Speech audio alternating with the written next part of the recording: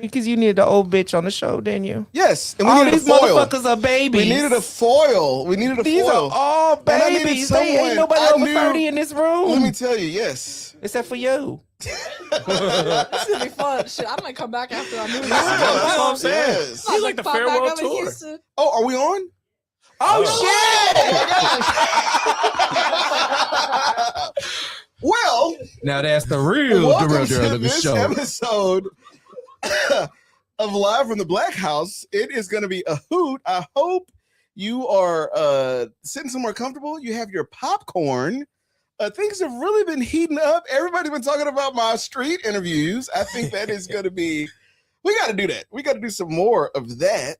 Damn, now I got to think of what we were saying. I just look up, just for those of y'all at home, there are cameras and then there's like a screen. And usually Quincy counts us down, and he probably did. We were talking. And so I look up and I'm like, oh, are we on? So welcome to this episode of The Black House. I'm your host, Darrell Douglas. I usually like to start with a song. So this time I'm not, because we're already in. I was going to sing This Girl Is on Fire. Damn. Thank you.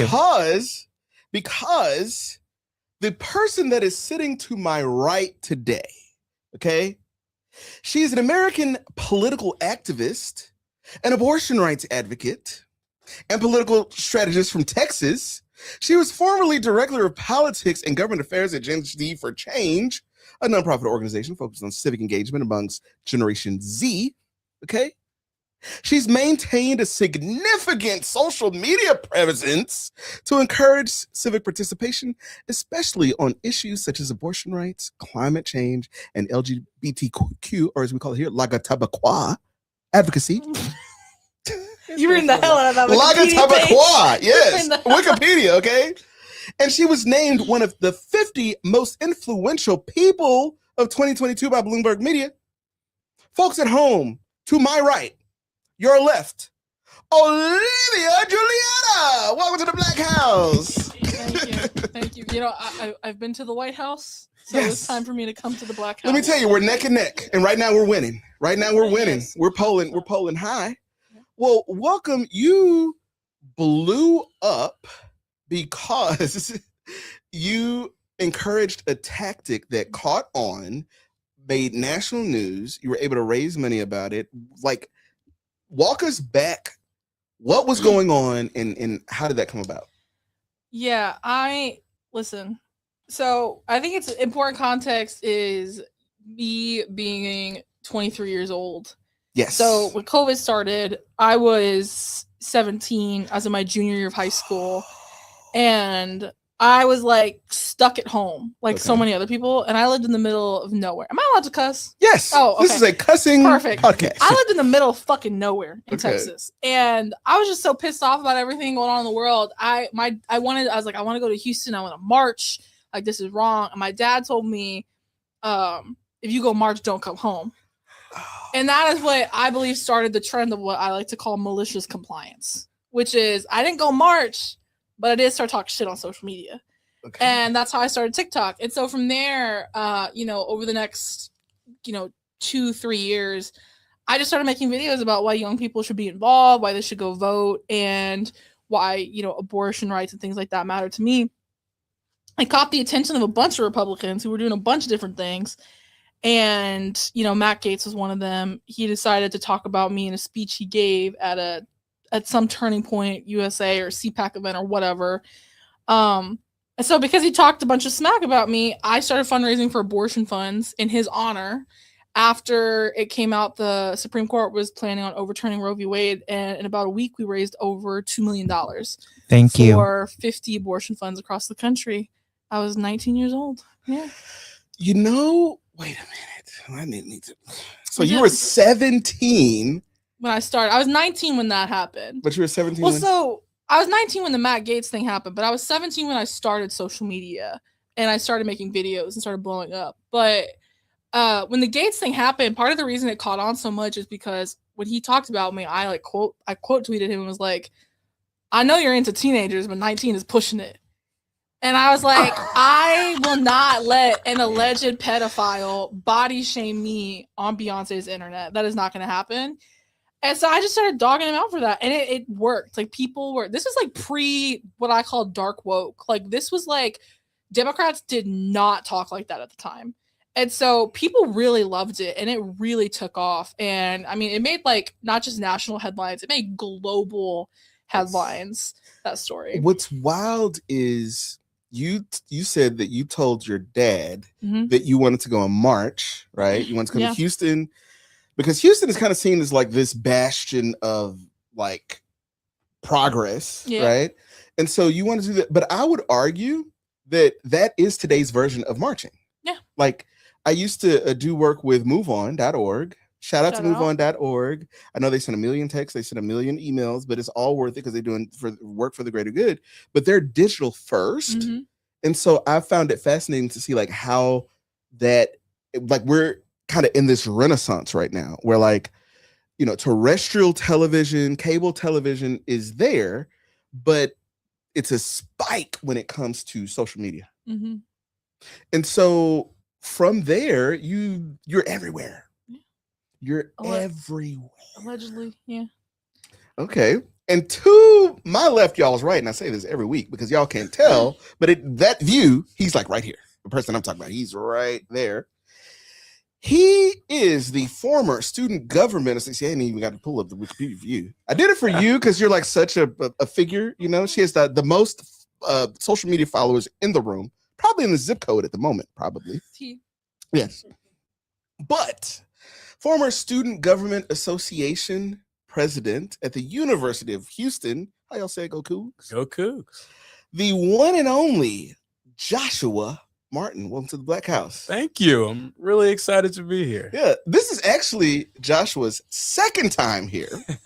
The first time here, he was here with his brother, who I am so fucking proud of. Okay, Isaiah Martin. Okay. Love him. Yes, love Isaiah. And I took a lot of shit for Isaiah. People were calling me and they were like, I mean, I believe it. and I was like, y'all leave that boy alone. But you know what's so crazy about that is that some of the same people who are probably saying Mhm. nah are probably some of the same people in their in his comments right now Yeah. saying that. Dang, Oh, dang. you're doing so well. You know, So- I was always with you from the Yeah, beginning. yes. And those Wait. are those same people. You know what?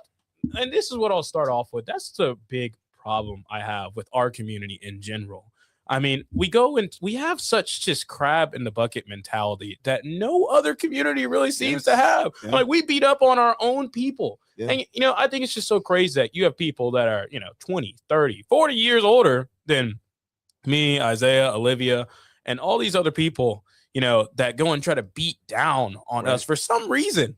Yeah. And I'm just like, why not? Let's work together. And one thing that I really remember is, especially like before, like Mayor Turner died, one of the Mhm. last conversations that I had with him was at the Texas Dem Convention.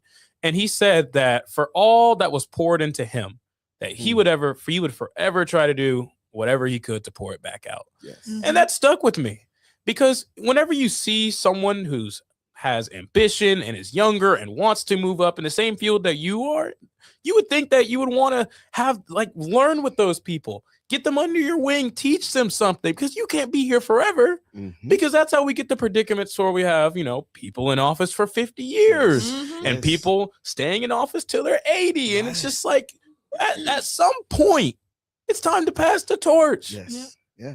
And I would argue too, and I said it while he was here, because I think you were doing a lot of the editing Yeah. stuff. You were doing a lot of the editing. He sat right there. And I mean, he was just on it. He was on it. And I remember thinking, and I may have even said it afterwards, I was like, you need to package this shit. You need to and look at what it has turned into. When Isaiah sat right here, I was like, I know I'm gonna be saying, I remember when. I was like, hurry up, put this shit in Opus Clip because it's gonna take off. And it did. We saw numbers He's blown up. off of his. I'm talking back then. I have never seen my TikTok. And it rolled over to some of the other shit. It rolled over to some of the other stuff I was doing. It was like, oh my God, I ain't never seen it like this. Like all these notifications. And so it goes to show that like there's a lot of attention around it. We're also joined today by one of the most controversial one of the most controversial regular. He's looking around like, who? Yes, you. You. Yes. Carissa, am I One of the controversial? most, you're very, let me tell you something. Listen, you know how I know you're controversial? Because I've talked smack about you in his comment section before. Yes, yes. And you know, you came up in conversation earlier today. I didn't do it. You're one of the here's what I do say. I think we need to do more listening than we do talking. I will be honest. When you sat there and we did the thing about the Whitmire list, so Whitmire did some fucked up stuff in my opinion. And so there's like and then he gets admonished, and then there's this list of like Democrats that are like, I'm standing by the mayor. And you were one of the people. Now, and then when I bring it up, he didn't like, well, that was this. Normal people will say, well, things have changed. That was before he said the whole, the only opinion that matters is the governor's, right? But no, you stood by it. You said, oh, I said, why is my name not on it? And you stood by that. And so you're clearly going to add a little hot sauce, a little tapatilla Yeah. to today's little Louisiana hot sauce to the episode. Welcome, Antonio Maldonado. Thank you. Yeah. Really? The road to the road to blue is through brown. It is also. We already had this argument before the camera started rolling, bro. The road to blue is to brown. Let me say, I gotta add two very important pieces of context here. Number one, Isaiah and Martin is one of my best friends. I've been one of my best friends for 5 years. I worked on his campaign. I stand 10 toes down for Isaiah always. Same thing for Josh. Josh, one of my best friends, love him. And I fucking hate John Whitmire. I campaigned my ass off for Sheila Jackson Lee. God rest her soul. This city would have been in better hands if she had won. Yes. And also, I stand 10 toes down for Jolanda Jones. So anything 100%. negative you say about either of them or any of them, I'm ready to go. There's a Go few work people. 6 weeks for her, Oh and my then we'll goodness. see if you still a Jolanda Jones fan. You couldn't handle it? I'm gonna be there though. I'm gonna be there passing out flyers for her. I love my state rep. Let me tell you, there are a few people who I will not let you talk down on, right? Like, and Jolanda Jones is one of them. Kathy Bluford Daniels is another. Okay, I mess with Miss Let me tell Kathy. you something. I have chopped some people down. Like, hey, this is where this conversation ends because da da da da da. Let's see who else is there. Who's on your list? Jolanda, Kathy. Who else? Like who? Like if someone said something negative about them, Christian Menifee. Let me tell you something. What was that? What was? Hey, it's a jab. Yeah. Pop you in the mouth. Pop. Hey, I don't know. That's an excellent question. That's a good question. I would There's say my not- council member Who's your Joaquin. council member? A lot of people don't okay. like him. I love him. I Okay. think he's a good council member. You know, a council member who I stand 10 tones down, Alejandra Salinas. Oh, that's That another is one. somebody, I don't care what anyone, she's one of my favorite members on council. And she's only been there for a little bit. That was, I can honestly say, a vote well spent. Yes. Well, every council member has to make their mark, and she did hers. And she came in hot. She Yeah, did. She came in hot. Mad respect for that. She ran for the special seat once Letitia Plummer, future Harris County judge. It's a plumber summer. It's a plumber summer. Okay. So she steps down. There's a group of people that run. She ends up making it into the runoff. And she worked. I remember I sat down with her. She was. I forget whose request it was, but they were like, hey, you should sit down with Alejandra. Sat down with her. And this is what got me. I gave her like 2 or 3 names, and I was like, these are people you should talk to. They each called me and said, hey, she told me you told me to reach out. I'm like, damn. It hasn't been a week. So she really wanted it. And I ended up supporting her in the runoff. I had to call Dwight Boykins, and I was like, hey. That's all Is he right. the one that sat in this chair and talks smack about your brother on that this was show? the one who said that he was also a senior advisor. Yeah. Oh, But you know what's that's crazy? But you know what's crazy? Oh, I He remember. was, I he remember was that. just as much as a senior Oh my advisor God. as I was almost on council. So there's that. He was a senior advisor, and I was almost on Listen, council. I have a lot of reasons there's for wanting that. to come on the show, but part of it too is I'm moving to Austin in about a month. Oh, I'm out of here. Aw, I'll come back to do this because this is fun. okay. But part of this is my farewell, get this shit off my chest tour. Okay. Yes. And that episode in particular, I'll tell you this. You know how I know that Isaiah was a senior advisor to Sheila Jackson Lee and that they were close?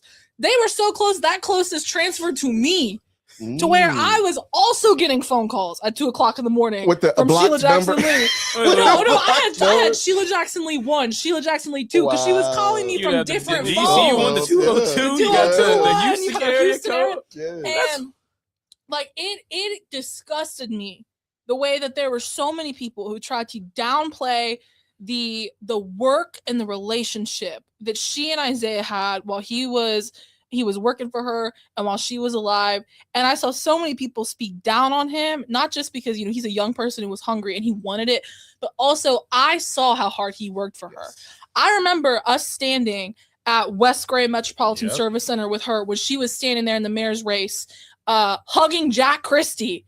And they were talking about how much they respected each other. And it was me, you, and Isaiah walking her back to her car to go back to her congressional duties. I remember after she got off the debate stage when it was her and Gilbert tag teaming John Whitmire at the University of Houston. It was me, you, and Isaiah who were there with her. And she was asking, how do you think it went? And so when I witnessed all of that, and I witnessed how much work and effort he put into helping her and doing things with her, and I saw people minimize that, and I saw people disrespect him and talk down to him, it boiled my blood, because Sheila would have been so disappointed and disgusted to see so many grown people who claim to care about Houston and Houston's people talking down to a passionate young person like that. And you know what's also crazy? They act like this stuff isn't documented. You see, me, I wasn't the senior advisor. I was just a camera boy. But because I was the camera boy, I got all the pictures and all the videos from all the events and all the weekends, from the different stuff that we went to, from when she went to U of H and would just pull up to the basketball games and sit courtside or whatever. We would go with her to things like West Gray and all different kinds of events. So, but it's also so crazy because some of the people that were saying lots of those things were the same people that whenever it got tough for her, they abandoned her. They abandoned her. They weren't there for her, and they went about their business because at that point it wasn't convenient for her. It wasn't convenient for her. But you know who was with her backstage at one of the last rallies she had, being introduced to Hillary Clinton by Congresswoman Jackson Lee? Me. I remember. You know who was back there with her at events meeting First Lady Joe Biden? Isaiah. I remember. So I've been waiting to get this off my chest for a long time, because this is the problem I have with Houston politics, is there are so many people who I have done favors for, I have fundraised for, who I have donated to, who I have helped with social media, I have given free consulting, that when it came time for us to do the respectable thing as young people who were working on a campaign and a competitive primary election, when we were making those phone calls, there were a lot of adults and so-called power brokers in this city who didn't have the balls to call us back and tell us no to their face. And if you're only going to stand with somebody when you think that they're winning, and you're not also going to stand with the people who you believe in when they're losing too, I don't respect you as a politician, and I don't think you're a respectable friend either. And I'm proud to know Isaiah. I'm proud of the man that he's become. And I think regardless of what he does in his future, I think that the country will be better for it. Absolutely. I mean, when he was here, one of the things that I pointed out was like, y'all unlocked, right? Like the communication online thing. Like, it was light years ahead. And I remember saying, instead of them saying, because some of them would make fun, they'd be like, oh yeah, TikTok. It's like, no, you need to be taking notes.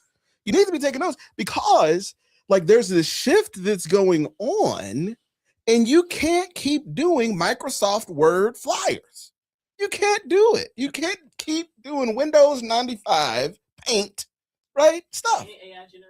AI generated. Yeah. But it's also like people are so those far AI behind. flyers look like Oh yeah, those got it. Those they're all there. Listen, gotta stop. Jolanda, I can't defend you on this one. I mean, Yes. Well, it's not Yolanda, it's Ivan. That has Ivan Sanchez written all over it. Man, y'all leave my baby alone. I love Ivan. I love Y'all Ivan. leave my sexy Ivan Sanchez alone. I love Ivan That's too. crazy. And I'll say this too. Ivan is one of the people who was right by Sheila Jackson Lee. Ivan, and that's another thing. Ivan was with us in like the Yup. trenches. Yes. Yup. He knows those 8 a.m. Yes. those parade mornings, Yes. getting up, you know, Yes. that stuff. But when it comes to like social media, I feel like a lot of people just like don't really understand. Do they know how much money Isaiah raised off social media? That's what I'm Oh, saying. we raised that campaign raised over $1 million. I was a deputy campaign manager for part of that campaign. So imagine if you wielded the expertise and spread it. Like instead of trying to tear him down, my point was You should try to learn from something. it You should try to learn because something. it's the answer. I remember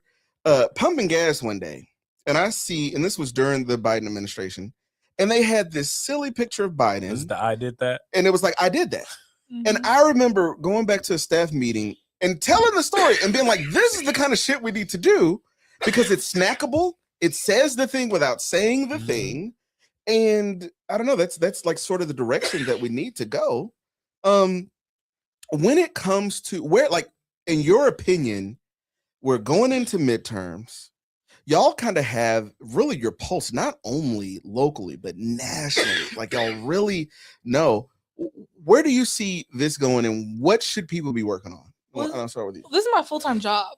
So like I work at a creator incubator program. I work with over 100 content creators every single day. Like that's what I do professionally.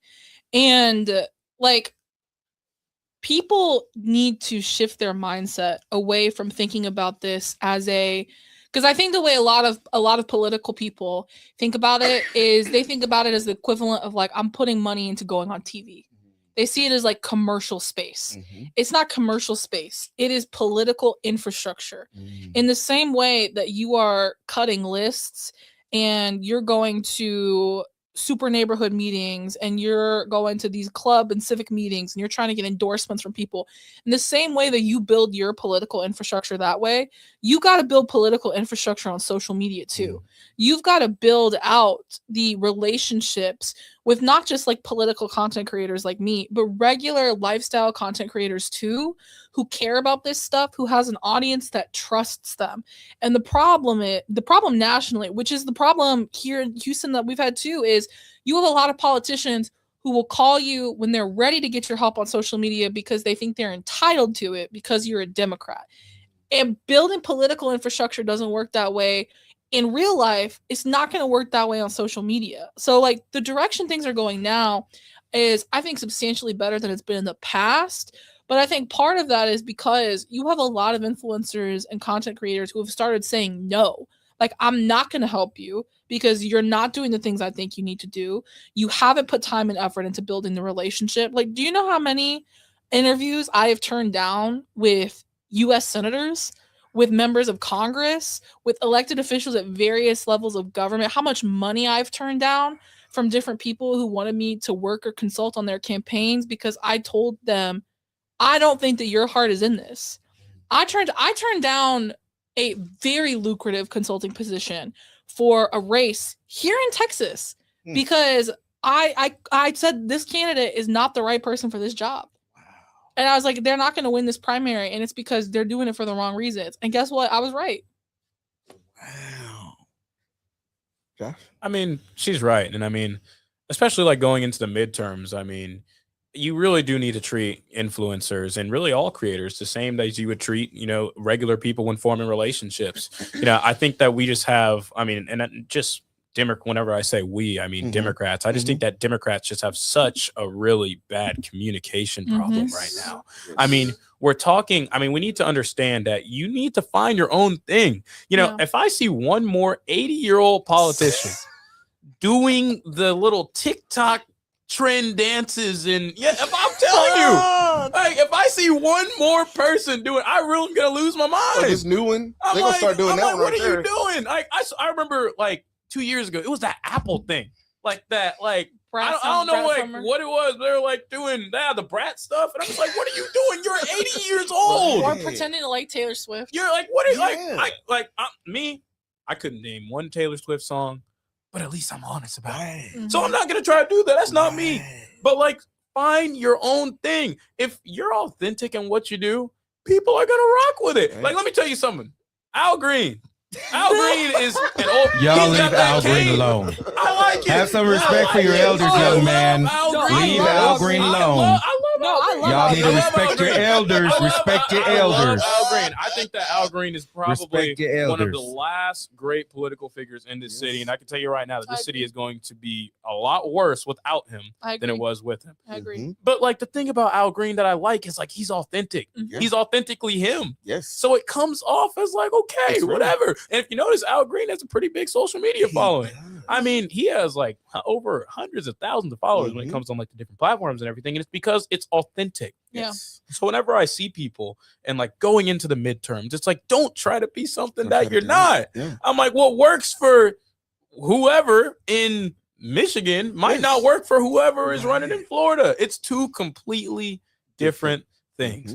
Mhm. And some people are good at it, but some people don't get it. One person who's really killing it on social media right now in South Texas, Bobby Polito. Oh, Bobby I Polito. love that That's my man. But yeah, boy. the thing about him is Yes. like he comes off Que as just viva like la he comes raza. off as like that unk, Yes. like who you can just like chill with and like watch football with and like have a good time, like Yeah. like and he doesn't try to be something that he's not. Right. But it's like you got some other people. I mean, I can even think, certain candidates, they'll go on their social media and you see 10 of the exact same flyer with different variations of Yeah. it saying like Oh, but it has You got know, a QR code on that's it. got a QR code. I'm like, what are you doing? Like, who's Yeah. gonna scan the QR code? You're on a phone. Like, Yeah. I don't know. So I think like going into the midterms, especially, we really just got to figure out that if you truly want to break through when it comes to communications, you got to be authentic with it. You Mhm. don't try to be something that you're not. Exactly. That's why James Tallarico blew up.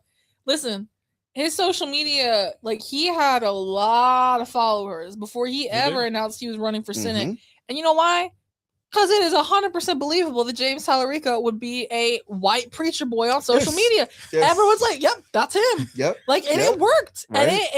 And that following is a big part of what parachuted him through the primary. Absolutely. Do you know that his office is right next to Jolanda Jones' It's 3 office? doors down. If you Yeah. didn't know that during the 6 What? weeks you were there, Yes, it's I actually know. 3 doors. It's right next door. Man, to you it. really do you just want to talk about Jolanda? Yeah, it's right We next door can. to it. Let's talk about it. We can get into What was it. it like? We weren't talking about Jolanda. We were talking about Oh no, Tallarico. you brought it up. You You brought brought it it up. up. I Listen, we can said talk his about it. office is right next door to Let's Jolanda get- Jones' we office. can get right into the juicy stuff if you want. We can. But you know who I love? about it. Here's who I love. Tallarico's Stevie office is right said- there. Stevie said on TikTok and on Instagram. Stevie does these like break down the complex issue in a way. And it's like she's talking to her friend. She's also in the room. She said, agreed, he captured attention that the Dems had not been able to do, talking about Isaiah. But also going back to Jolanda, we went to okay. Now there's one of the big Jolanda's arguments. also killing it on social Oh, media, she's by killing the it. way. She's killing it. And that's Ivan too. So I love Ivan, No, it's not. That's not Ivan. It's her That's her too. interns. It's her they are interns. killing I'm doing it. a training for them. They are so good because I've seen Jolanda do some stuff, and I'm like, I know they convinced her to do this shit. I know they had to, hey, trust me, you go get some views. You know what's funny? She just told me that 2 days They ago. didn't convince it. You can tell, but it's coming across good. Mhm. But today we were on the corner of OST and Scott. Right. One of the big arguments in Houston specifically is which Timmy Chance is the best. I personally think that it's MLK, right? But the Scott one is good too. And right across the street from that is OST Food Mart, Mhm. right? Where they really just need to set up a camera at one of the pumps at that gas station. Okay, they just need to. So we go, and today I asked these questions. I asked, are you voting? What do you know about these people? So I did U.S. Senate, governor, and then today I threw in some wild cards. I was like, Letitia Plummer, right? And everybody's like, ding, ding, ding, ding, ding. I was like, Jolanda Jones. Oh, let me tell you something. Jolanda is like winning in that area. They already, and it's because she's so authentic. Yep. She says the thing. She's not afraid to choke up. She's not afraid to say the thing that may seem unpopular or may seem, Confrontation. And that's the thing about Yeah. Jolanda. You may love her, you may hate her, but the one thing about Jolanda, she's gonna tell the truth absolutely. Yeah. every 100%. single time. 100%. I used to set my alarm, and I say it all the time. I really did. I would set my alarm clock to get to HISD meetings because she was serving on the HISD board, Antonio, what do you think about the midterms? What do people need to work on? Actually, I do agree with Jolanda with her subject on the road to blue is through Mhm, black. mhm. I do think that Tallarico does need to reach out more in the community, especially the black community, because I watched your videos Mhm. and How? I mean, all the people you went up to, nobody knew who the Let me hell tell James you- Tallarico was. Let me tell you where it came from. So back in 2016, so that means that you would have been 13. Oh my goodness. No, Jesus Yeah, like Christ. 13 Like turning 14 14. years Yeah, old. turning 14. Yeah. So Will you stop making me feel old? Damn. listen, I do. But I'm so proud. Our future's in good hands. So I'm working for SEIU. I'm living in Seattle, Washington. And there was this big, I mean, it was bigger than Tallarico and Crockett. I mean, it was the thing. It was Bernie and Clinton. Okay. Mhm. And Mhm. I was a Bernie fan. I worked for SEIU, who endorsed Clinton. And then I would take my purple shirt off and I would go and I would volunteer with Bernie. And I was in Seattle. So it was like Bernie Central. Okay. And it wasn't perfect, but it was like, look at this passion, right? So fast forward, I would go to the black barbershop and I would hear one thing. Mhm. And then I would go to these union meetings and stuff, and I would hear another. And I was like, okay, well, that's a little odd, right? So when Trump won, I wasn't shocked because I was like, okay. And then I saw it again. I'm seeing it again. I'm like, hey, it's and the difference is there was high attention just a few months ago. Now, I'm not saying that I think that people aren't enthused because there was a rift. I think whatever was working, we need to like pick that up. Similar to Mhm. whatever Isaiah did when he was running for CD18. I hope y'all were copy pasting that shit, right? To try to do something because it was working online, and online is now an extension. It's the way that people communicate. You look at my phone is not just phone calls and texts, it's messages on Instagram, TikTok, et cetera, et Mhm. cetera. Like we set this all up. Not you. I just sent it to you today because I was like, if you end up messaging me on Instagram and then I miss it, then I feel bad. Because the worst thing that would happen today was like, oh, we waited, but Juliana had to do this thing on CNN, and then y'all didn't get in. But no, I'm seeing that again, and I'm like, hey, I'm trying to ring the alarm and say, look, you know, Man, I'm gonna get tacos after this. I'm not going. Yeah. I'm not going to say it. Listen, as the white person in the room, I didn't know you were white. Latinos come in the full. I thought you were Latina. I am a full spectrum of color over here. Do Yes. you see the color of this hand? This is a it's white. the same both sides. This is a white. This is a white woman. Okay, It's the same. I. Carisha is fighting for her. Well, I life. guess if you're Mexican, I guess you're I'm half and considered half. white. My mom is 'Cause our white. birth My certificates dad is say we're Mexican. white. They're Texas with me. Okay. Okay. Well, here's the thing. Like, I was with James. I was with James throughout the primary. Mm-hmm. I was with James before Jasmine even got in the race. I was with James when it was James versus Colin Allred, and I worked for Colin Allred. I was the youth chair of the 2024 campaign, Wow. and I was Wow. with James. And by the way, I was gonna stay out of it until it started getting negative, and I was like, now I gotta come Yeah, out. Now I yeah, gotta pop out. yeah. But I found myself, I was sick of it. And we talked about this video I posted on Instagram.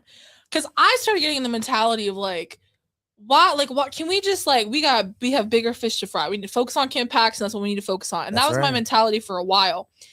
And I'll tell you what shifted my mentality. Jelana called me and asked me to come to this town hall. And I was like, well, number one, I'm scared of her. And I'm Join like, the club. I'm afraid to tell her no, number one. Mhm. Number two, if she's calling me, I know she's calling me for a reason. And Mhm. I was well aware that I was one of the more prominent, larger pro Tallarico influencers. Mhm. And I will say this, I was also not part of the problem.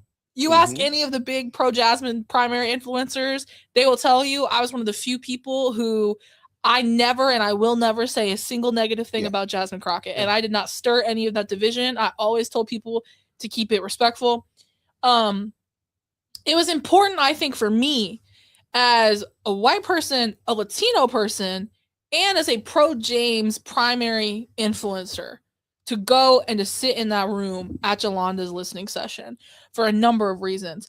And the thing that struck me the most about going, besides the fact that James really wasn't talked about that much, and the fact your mom made spaghetti, Yes. and the fact your mom made Oh, That was damn, good I stuff. missed it. Your mom made That the was good spaghetti. stuff. I love her The food- That was spaghetti. some good the stuff. food was great. Yes.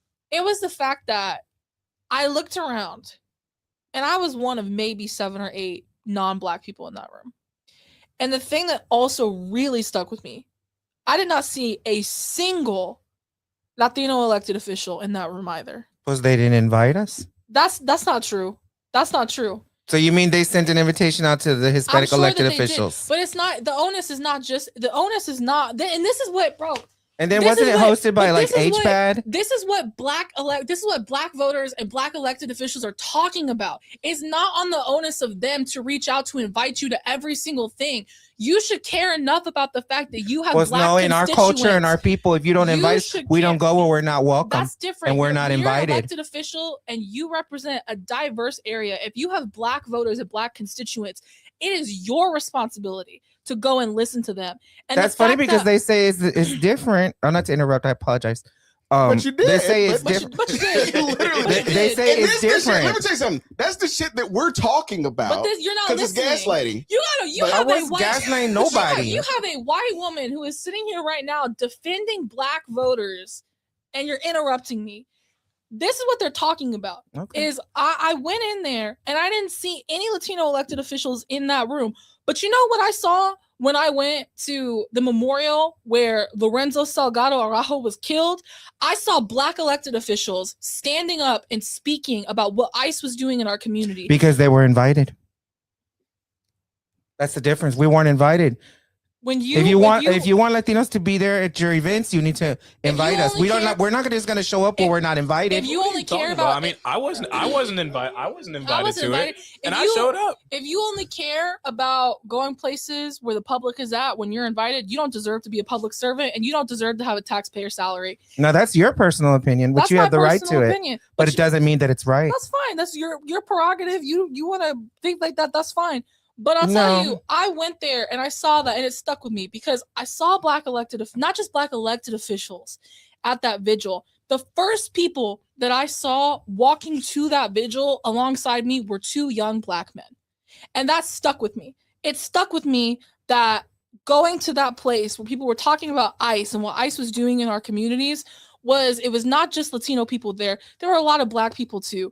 And I think that the problem is we have so much division amongst our communities that shouldn't be there because you'll hear people like you did at that town hall where that one woman said, I'm sick of hearing about immigrants. I'm sick of hearing about what ICE is doing to immigrants. ICE agents killed Lorenzo Salgado Araujo just like they killed Keith Porter in California. And that was a black man. And there are people who are being rounded up and held to detention right now who are black Americans. They are Haitian immigrants. Like this, it was an intentional strategy by the Trump administration to convince Latinos who were impressionable that these mass deportations would only be done to black people. And there were a lot of them who fell for that shit. And it only furthered the division. So it stuck with me because as someone who has the platform that I have, I think it is very important for me to make that distinction clear that there is so much talk about what voters need to do, about what voters should do because it's better for what people. But if you live in a city like Houston, it's a blue city. We've got a blue county commission. We got blue city council members. We have a allegedly Democratic mayor. You have all these people who are Democrats, but I look at the fact that Houston is the medical epicenter of the world, and more black mothers and black children die here than anywhere else in America.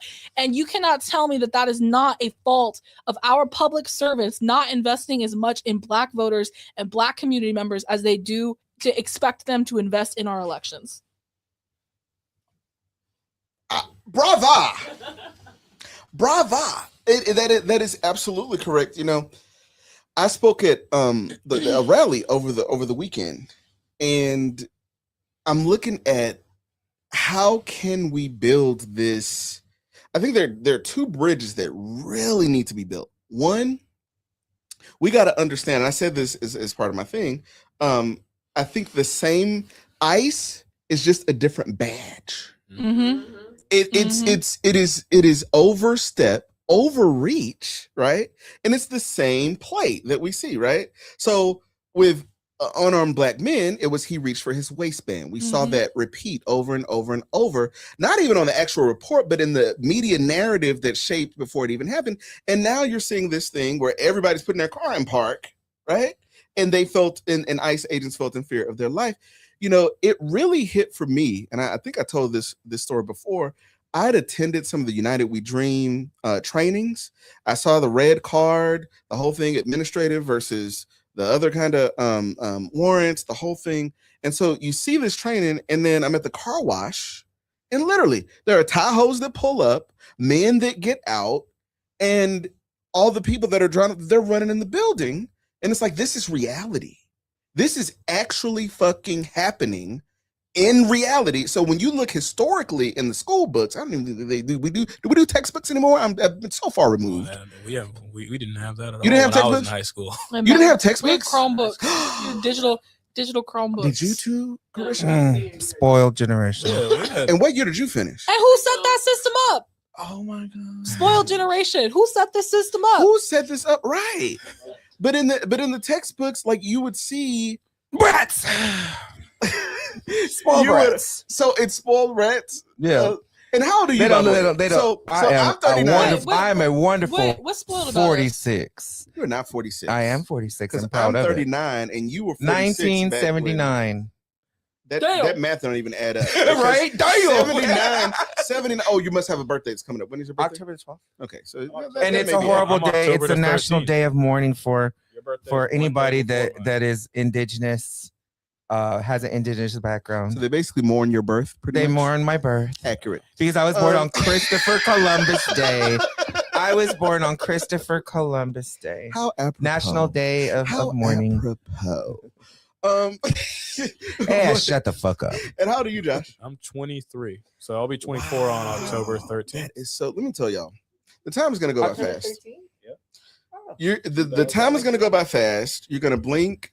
You're gonna blink. And correct me if I'm wrong, Carisha. Because how old are you now? I'm 32. Okay, you're 32, so you know about this. You blink, and you're 25 is like the big boop, right? After 25, you're like, oh, okay, like I'm still, And then I remember waking up on my 28th birthday, right? I was at Red Robin, yum. And and I'm like, oh shit, there's one more year, and then I'm 30. And then you turn 30, and next thing you know, you're 35. Yeah. Shit, and then 46 now, really but snuck it up gets on to me, it gets better. I think it gets better. Would you say so, Antonio? 45 and 46. That shit snuck up on me. What Like, what I'm saying real is quick. from like I would say from 30 to 35, I would say like there's this clarity that came, which is beautiful to hear from you at such a young age to be like, I can't march. Okay, I'm gonna go watch this, right? Yeah. But the older you get, it's kind of like, I really don't give a fuck. Like people reach out to me in my DMs, and I'm like, you must have me confused with someone who cares. So the older you get, the more sure you are of yourself, and the more it's just like, Listen, one of my great role models, Jolanda Jones, has emphasized to me the importance of remaining true and authentic to yourself. And what else? Brown up, yep, sure, proud of it. I Brown. love Jolanda. Very brown.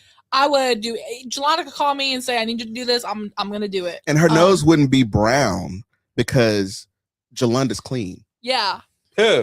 And period. You didn't work there 6 weeks. But I You mean, didn't work there for 6 long weeks. Don't forget about your NDA. Damn, you've been doing good all this You bring time. an ND You're oh, doing my all God. this You know time. what? Let me whatever. Look, I can't look, you answer can't that. get blood out of a I can turnip. feel. Sue me. I can feel my frontal lobe developing. Like as Sue each me. You day can't goes get blood out of by, a turnip. as each day goes by, I'm like, I'll hear myself thinking like, I'm like, why are these people doing that? Like, why are people so pressed about that? And let me tell you, your frontal lobe developing, like while cutting your teeth in Houston politics. Ugh.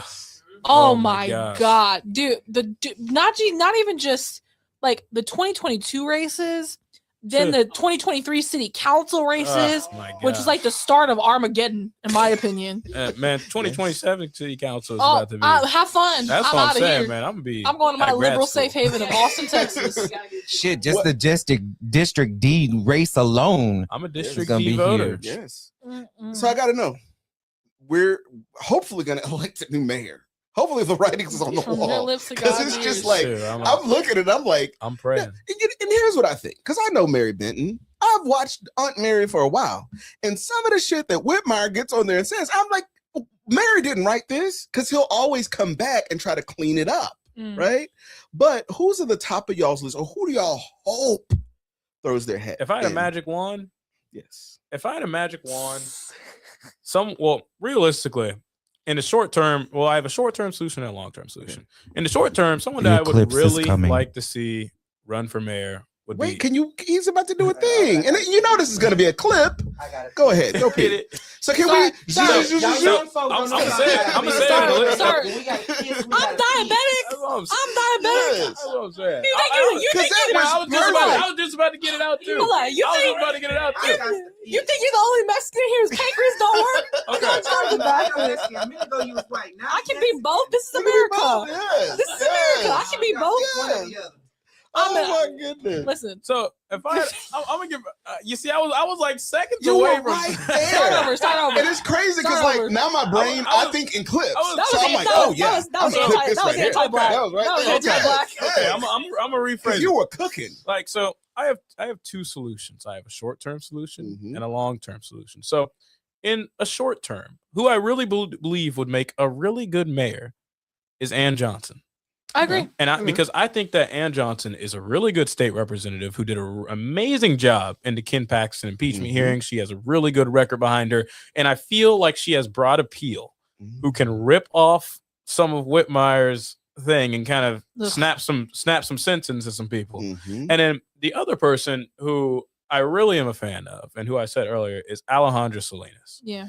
You know, she's only been on council for a short amount of time, but she is someone who I truly believe, you know, would be a really good person to kind of take Houston politics into the next generation of Mhm. leadership. Mhm. Whenever I see her, I mean, she's someone who is always, for the most part, I mean, just in her short time, she's always on the right side of the issues. She's a really good fundraiser because you got to be a good fundraiser, especially in Houston, to win a mayor's race. And she's also someone who just cares. And, Yeah. and like I said earlier, like ever since SJL died, ever since Turner died, Yeah. you know, we're losing Al Green. I mean, It's a void. you know, Jolanda. I mean, we're running out of people who just care, Mhm. who truly care. And I think that it's just really hard to find people like that because at the same time, you know, Alejandra, you know, she's also a really talented lawyer. She has a lot of experience. Whether, you know, a cool fun fact about her is that she was College Democrats of America Yes. president, which is really Yes. cool. And you know, that's actually the first way how I met her originally because I used to be on the national board of College Democrats. And I remember her telling me about her time on the board. So I really do think Ann Johnson will be a really good mayor in the short term. That if I could wave my magic wand for someone to run in 2027, it would be Ann Johnson. But I would really like to see Alejandra hopefully catapult herself to a higher position, whether it's mayor, whether it's the next congresswoman from CD29, who knows, Mm. or something. Yeah. I think she'd I be think, amazing. and I'm gonna plus that. That's Move On talk. I used to work for Move On, and they say plus for everything, and then you keep some of the nomenclature, and then people were like, "What are you talking about?" Before I get to you, because I want to ask you the same thing too. I'm gonna say plus to Alejandra Salinas. I think what I really like is her ability to communicate Mhm. and how prepared she is, like the way that she makes the argument. I think it's like wow, and she came in hot. She did. She came in hot, and I think, you know, we have this strong mayor system of government, and she's been unabashed and unafraid. She didn't come in and said, "Hey, you know, I'm new. I'm just going to sit back." She came in and said, "Nah, step up. What time is it?" You know, what's crazy is right before she won that race for council, a lot of people were questioning, oh, is she really going to go after Whitmire like that? Is she really going to be combative with the mayor? That's a lot of concerns I had that I heard a lot of people saying whenever talking about her race. But then she just came and just like, bam. And that was a really good race because, you know, I also really like Jordan Thomas as well. I really Yeah. hope Yes, that he runs for will. council he again. has to. And I I will like him be a too. really good supporter of his because I think that he's also someone who, you know, has a really good future. Well, if people are smart, they're going to get that man a Yes. position. I don't Yes. care what it is. Yes. If they're smart, they're going to get him a position. But I mean, with that race, I mean, with those two, you really couldn't have gone wrong. Absolutely. I got a glimpse. We kind of got a glimpse of who Alejandra Salinas would be as a council member. If you look back, and by the way, Evan Mintz, okay, y'all need to just do it publicly. Like once y'all, I understand you have to like do the endorsement first, but having the clips from the Oh, those Chronicle and editorial Are endorsement good. Those are good. meaning, I was like, because the way that she's, no offense, Dwight, right? she sliced and diced Dwight. I was Also like, oh offense. shit. I hope offense Whoa. intended. I was like, man, okay, we're about to experience a lunar eclipse. We do it all the time. We do it all the time. You're wrong. And listen, and this is a playful fun because if I got You're my wrong fat for ass that up out here and I walked never- in, listen, I it would be a never- thing. I ain't never experienced this on CNN, MS Now. I ain't never had to deal with this before. That's how you know you're not at the White House. Right? You're at the Black Oh House. my God, yes. But Antonio, Yes, sir. we just asked the same question. Who Okay. would you before? Because we're gonna get Juliana's response. Mayor next year. Well, from what I'm hearing, Edward Pollard's gonna run. Mm-hmm. I think it'll be very interesting to see him and Mayor Whitmire in a debate. Mm-hmm. I think that would be very interesting. Juliana. Listen, Olivia. I like Ed Pollard. More jobs, less crime. I like Ed Pollard. There's billboards I- everywhere. Everywhere. I'm I'm gonna say- sophomore. listen, No matter where you go in the city, Listen. I was like He near does. Fallbrook. Yeah, and then And 4 then, by and then I went down to Yes. like But you know who Pasadena, I'd Cleveland, prefer? Like you still got At like, that I'm gas like, station I'm on like, Southmore and 288. like, I'm pumping I gas. man prefer side Chris button. Hollins though. hanging up those signs. Yes. ain't Well, you brought up Yes. you brought up Chris Hollins, and I was going to say I that prefer him over this is gonna be Edward Pollard. controversial. I feel the way about Ed Pollard in 2027, the way that I felt about Chris Hollins in 2023, which is I think one day he would be great, but it's not this day, Okay. and he's not ready for this fight right now. I don't think I don't know. I don't think he's positioned himself in a place where he could effectively peel off enough support from Whitmire's coalition and also consolidate other parts of different coalitions behind him. I think, unfortunately, there are a lot of people that really like John Whitmire, and I'm really I like concerned. him. He's a good mayor to me. I will fillet right now. Listen, let me get this on. I'm about to go on a tangent. I'm sorry. Please. I am disgusted and embarrassed consistently by the Latino elected officials who got behind him in 2023. And I called them out by name for it. They had Carol Alvarado, Armando Wally, Ana Hernandez, Sylvia Garcia, who endorsed him, who campaigned with him, who made advertisements for him. Because back in 2023, John Whitmire was campaigning on bringing DPS officers into the city of Houston after they passed SB4, which legalized racial profiling in this city. And you know what struck me? I found myself at the polling location one day, and I was talking to Julian Ramirez, the now Republican city council member of the city of Houston. And you know what he told me when I asked him about DPS? He said, I don't agree with John Whitmire. I don't think we should have DPS in the neighborhoods. I don't think that makes them safer. And the fact that in that conversation with him, which he probably doesn't forget or he'll deny, I don't really give a shit. He said more to speak against the mayor in a professional, respectful way than I have ever heard from any of those elected officials. Even after John Whitmire agreed and encouraged the HPD partnership with ICE, after all the things he has said, they have not to this day stuck their neck out to disagree with him.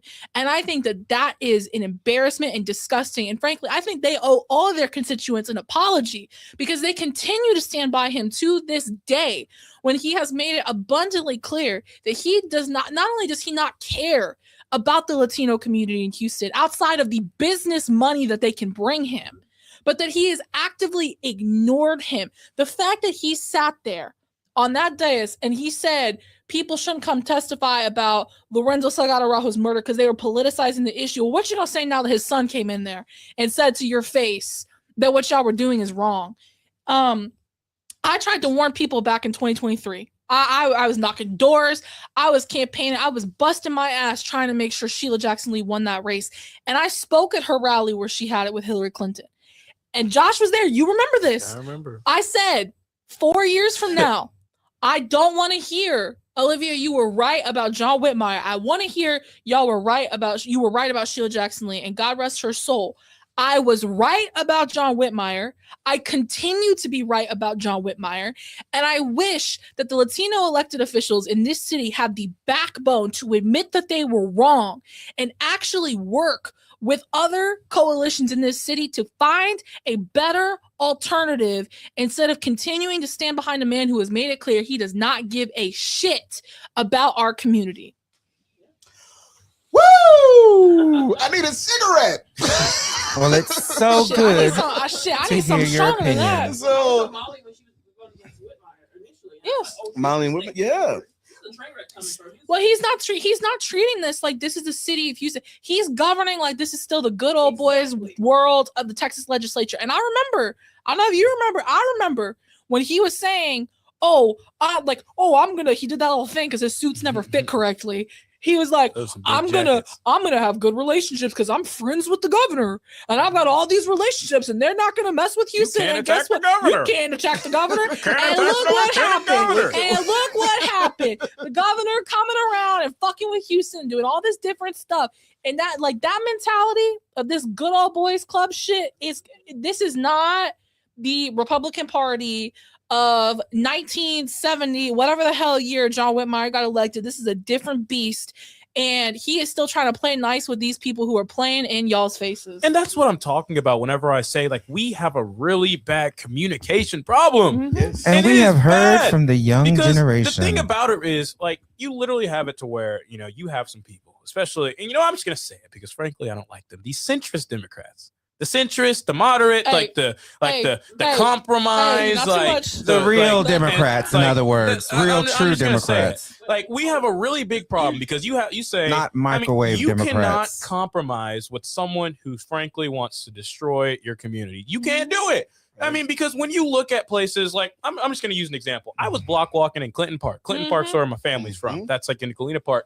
And I literally got chased and attacked by a dog. 2 dogs, actually. Those were some heard the big ass story dogs. before. Those were some big ass dogs. And I feel like that was like a big breaking point for me because I'm just like, we got a community that has no sidewalks. You got dogs all over the street. You got trash and sofas that were thrown out to nowhere. And then you have people in office that will continue to go and say, oh, well, I'm going to fight for you and fight for our democratic, like, but our communities look like shit. Yes. Mhm. They look like shit. Like, what are you doing about that? I mean, we have a school district that was taken away by our state government. And what are we doing? What are we doing? We're saying we got to work with them. We got to work with the governor, work with the lieutenant governor because you're too scared to piss them off. No. This is the time you cannot bring a super soaker to a gunfight. No, And the problem is right now, we are too weak to literally have the backbone to go and say it. So frankly, it's like whenever I'm talking about who's going to lead our city, who's going to lead our country, I don't care. I don't give a shit about working with Republicans. I really don't.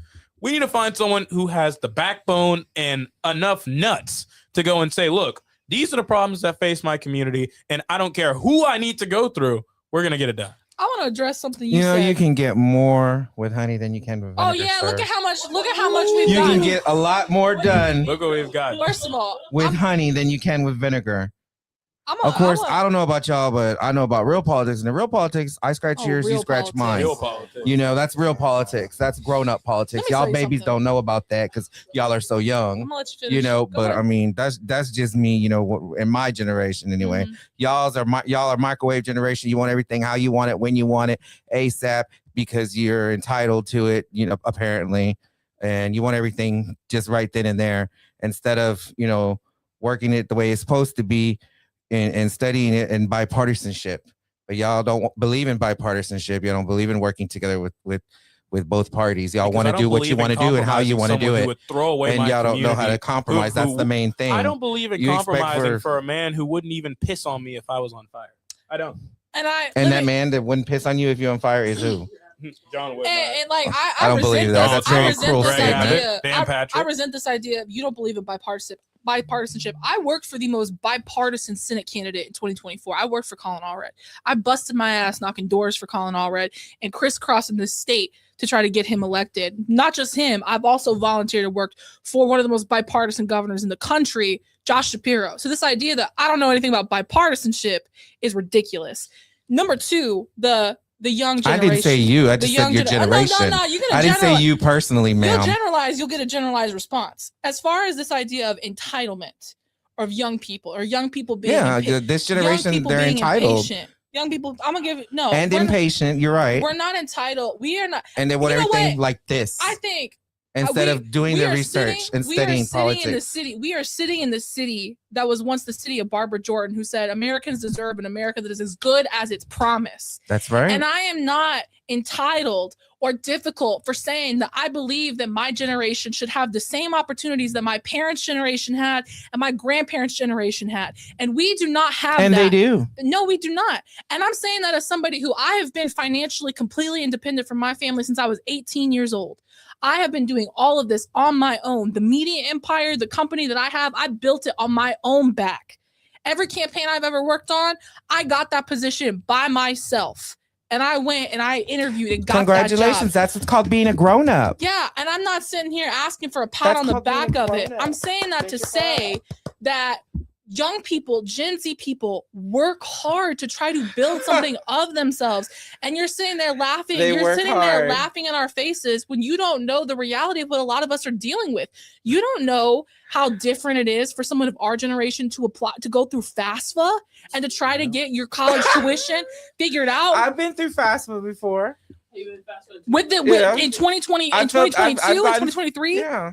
So I lived understand- at home with my parents and went to college. Antonio, why are you so And it was bitter? Why are am you I so bitter? about this? Huh? You I'm must have sitting here- bitter with some confused with We something else. have Because we, one thing that I am not is bitter. well, you sound bitter. sound a We little have bitter. You look bitter, but you don't hear me complaining. I look, but you know what? And maybe I am bitter. Yeah, And you maybe I'm probably bitter are. because generations that came before me who had more Oh, here we opportunities go than again. I did. Oh, it's the generation I'm before you. sitting Blame here- us for I'm all not of blaming your you. problems. I'm not blaming Like you you said, for my you problems. talk general, you're gonna get general answer, I'm young not lady. blaming you for my problems. What I'm saying is the generations that came before us are the ones that set this system up. Oh, really? And they act like, oh, Gen Z's so entitled. Gen Z's so angry. Yeah, exactly. Well, maybe Y'all it's are. because you got to think about the frame of reference. The frame of reference that Gen Z people have. The only type of politics we know in America is a politics that is dominated by Donald Trump and social media. The only type of politics and circumstances we know in America is where we are growing up doing school shooting drills because people are shooting up schools, where we are being told that at any given moment democracy could crumble. I can't imagine why a generation of young people who watch the president try to overthrow an election, who watch as kids are shot in school and we can't get any federal legislation passed about it, would think the government doesn't work. It's because the government our entire life has not worked for us. It has not been functional. The issues that are facing our generation have not been addressed. And the issues that face us are not that different than the issues that face the generations that came before us. The difference is that the government back then was more accountable to people than it is right now. And we are in a much better position than we were. You know, like I understand democracy is under attack. Republicans are a different kind of beast, but I still have the freedom to say these things on a public platform and to go march in the street and make it clear where I stand. Where you used to have people like John Lewis who were beat within an inch of their life for simply trying to vote. This is a much different and better circumstance. I understand that. But my point in all of that is with all the sacrifices and all the change that has come about, we should not be going backwards, and we are. And it's because in a moment right here where we should be having solidarity and community with each other, understanding our government is not working for us. You're trying to make it a generational thing. You're It trying is to a make it generational a thing. black versus brown thing. No, I didn't say anything about no black Earlier or you brown. So did. don't You put words said- in my mouth, young earlier lady. you did. You said that Latino elected officials deserve to be invited. Well, if you think it's an elected No, I didn't say we official- deserve to be invited. I And said you if you should be want us invited. to your events, you need to invite us. Well, you know what? When we have people who can't get healthcare access, like to my point earlier, more Black mothers die in Houston, any medical epicenter of the world. I don't need an invitation to give a shit about the fact that Black women are dying in this city. I want to go do whatever it is I can to try to make sure that that doesn't keep happening. And if your politics is different than that and you need an invitation, well, I'll make sure we send one to you in the mail. But I don't need that in order to care about people who live in my city. Boom. Oh, listen, let me tell you something. I think we are in good hands, right? I think we're in very good hands. And Antonio, you know, I think what really stands out to me is we can't do this backroom, look the other way politics, because it's kind of like what's gotten us here, right? It's what's fucked, right? Really quick story. We were doing voter outreach. I want to say this was I ended up Miss Kathy was one Kathy Bluford Daniels, who's in the comments. She was one of the hosts for a Calvin Allred fundraiser that we did back in 2024. You know, there's all of this. I don't know. There's all of this that's going on, and we can't allow it to sort of roll backward. I mean, I'll say, you look at what John Whitmire is doing. He's been admonished by the Democratic Party. He's been, you know, even at one point, the police officers union had some words out there that they were going to pull, and I think it would have happened. I think they just got caught not putting it in front of their general body and going through the correct things. But I think he's turned off enough people to where he's really vulnerable right now. And I said this before, in Texas, Houston is the city where we have a strong mayor system. What that means is in Dallas, you have an elected mayor and city council, but he's no more than a vote on council, because you have a city manager that makes decisions about who runs police, fire, So here, we're the largest city, and we have a strong mayor system. I would argue that this is the place, this is ground zero for what the fight looks like in Texas when it comes to ICE cooperating with municipal police, right? Because there's less hoops to jump through, and we supposedly, as y'all said, have a Democratic mayor. And if you can't stand up at minimum for that, if you look at people being shot down in your own city by people who hop out of unmarked cars, who are wearing masks, then where's the line?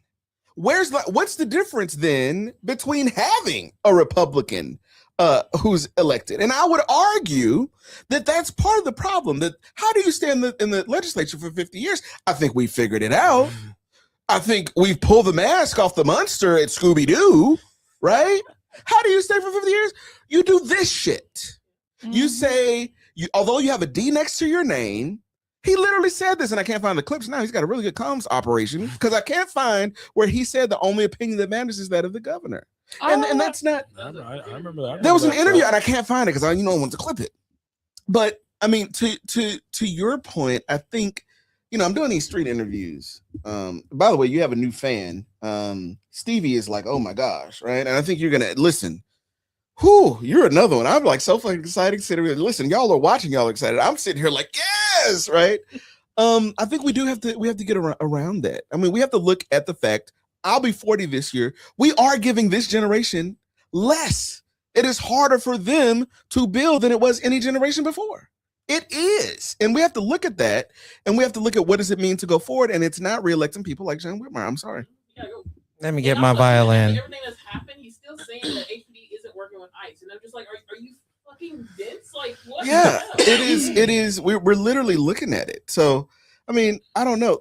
Antonio. It's not just him, man. It's people who are sanitizing his image too. Yes, because it's validated. And I'll say this too. The list of Democratic precinct chairs that are standing with John Whitmire, the list of elected officials that are standing with John Whitmire. I mean, they're all part of the problem. I got a question. I have a question, Antonio. I have a good faith question.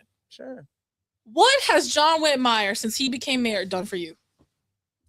I choose not to answer on the grounds that I may incriminate myself. Next question. Crickets. Crickets. Oh you know what I've seen John Whitmire do since he became mayor? I've seen John Whitmire campaign on, Sylvester Turner financially ruined the city, and then introduce the same motherfucking budget that Sylvester Turner had proposed previously. And I've seen him say, well, the city didn't have money to do anything, but spend money to undo pedestrian-friendly projects that we put in place. The podcast. Oh, forget about the podcast. 60,000. Oh, don't forget about the podcast. Am I paying 60,000 for this shit? No. And they have HTV. They literally have an apparatus. First of all, who the fuck wants to sit and listen to him talk? Oh my god. I don't want to sit and listen to him talk. And I do Possibly this voters that want to be educated and knowing what's going on. What's going on in their city. People that want to be educated and knowing what's going on in their city, what the mayor's plans are, what he's done, what he's going to do, how he's going to do it, what the budget is. Have you actually watched the podcast? I have a question. Okay, you're one of the precinct chairs. You signed on to this letter of support of John Whitmire. Damn right, and I do it again. Name 3 positive things John Whitmire has done since he became mayor of Houston. 3 positive things he's done as someone who signed on to defend him and support him. Name 3. 3 positive things that he's done. Let's see. I don't know. And pull your right mic now. closer. And where's your tiny violin now? We need to put I that Jeopardy music. I don't on. have a Right. list of things that he's done. Can you name one? I don't signed have a on- list. Can you name one?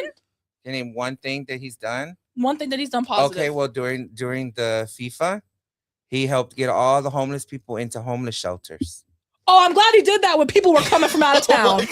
I'm glad he did it when people were coming from Right. out of town, cleaning up the house. But it before was the company happening comes before over. the FIFA contract came through because they had to do hoops Wait, and hold on, loops to question. get the funds. Didn't that happen after you signed on to that letter?